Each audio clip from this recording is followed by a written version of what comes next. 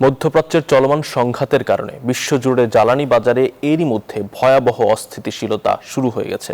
Hormuz প্রণালী দিয়ে জাহাজ চলাচল কার্যত বন্ধ থাকায় মারাত্মকভাবে ব্যাহত হচ্ছে তেল ও গ্যাস সরবরাহ। এর জেরে হু হু করে বাড়ছে জ্বালানির দাম। বিশ্লেষকরা সতর্ক করে বলছেন, এই যুদ্ধ আজ থেমে গেলেও বিশ্ববাজারে তৈরি হওয়া এই গভীর অনিশ্চয়তা ও সংকট সহসাই কাটবে না। বিশ্বের মোট চাহিদার 1/5 জ্বালানি যায় এই হরমুজ প্রণালী দিয়ে, কিন্তু নিরাপত্তার অভাবে অত্যন্ত গুরুত্বপূর্ণ এই নৌপথটি কার্যত বন্ধ হয়ে পড়ায় বিশ্বজুড়ে তেল ও গ্যাসের চরম সংকট দেখা দিয়েছে। ট্যাঙ্কার চলাচল করতে না পারায় বাধ্য হয়ে উৎপাদন কমাচ্ছে রপ্তানিকারক দেশগুলো।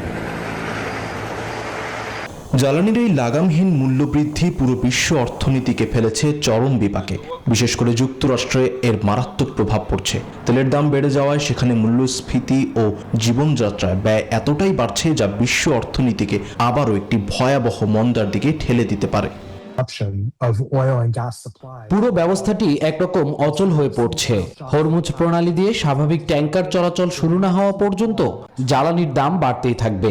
এমনকি বর্তমান যুদ্ধ শেষ হলেও এই অঞ্চলে যে অস্থিতিশীলতা শুরু হলো তা দীর্ঘ সময় আমাদের ভোগাবে। বিকাশ পেমেন্টে 10,000 টাকার বেশি অফার। শপিং চলছে তো।